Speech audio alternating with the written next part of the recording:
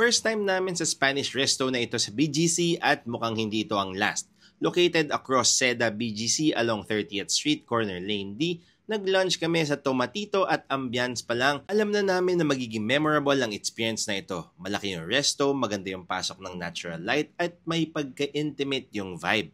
After mabrowse ang kanilang menu, natuwa kami sa dami at variety ng food and drinks nila.